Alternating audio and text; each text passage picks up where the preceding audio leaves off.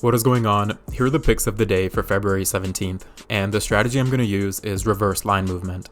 If you haven't heard of reverse line movement before, it's essentially where the line moves in a way where you don't expect it to. Reverse line movement doesn't mean every pick is going to be a winner, but that's normal.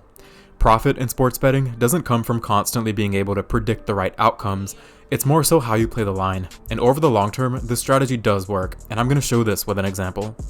Also, I'll be bringing you guys reverse line movement picks 4 to 5 times a week, so if you haven't already, make sure you hit that subscribe button, and let's get into it. So the first game I want to look at is Idaho State and Idaho, and this is college basketball. So you can see here how 69% of the betting volume went towards the over, and then 31% went towards the under.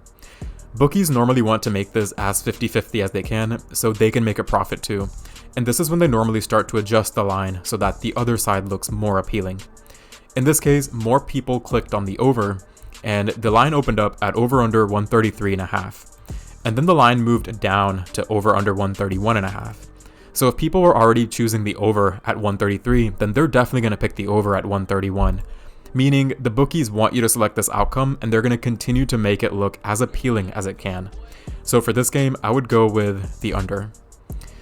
The next game is, let me see. Okay, it's going to be Northern Colorado and Sacramento State. For this game, the line opened up at over under 137.5, and then 65% of the betting volume went to the over, and this is the majority. And then the line moved down to 134.5, so the same thing as the previous game. People were already picking the over, and then the line moved down, making the over look even better. So for this game, I would go with the under. And then for the last game, let's see. It's going to be Baylor versus West Virginia. In this game, the line opened up at over under 146.5, and then a majority of the people jumped all over the under, and then the line moved up to 147.5, making the under more appealing. So for this game, I would go with the over. Personally, I like to look at over-unders when I do this, but you can apply the same logic elsewhere if you want to. Given how much these lines change throughout the day, the games that I went over may not be available when you look, or you may have more games at your disposal. So make sure you look, and you may find some opportunities as well.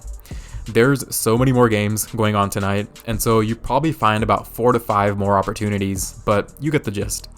So that's going to wrap it up for this video, and I'm going to see you all in the next one. Peace.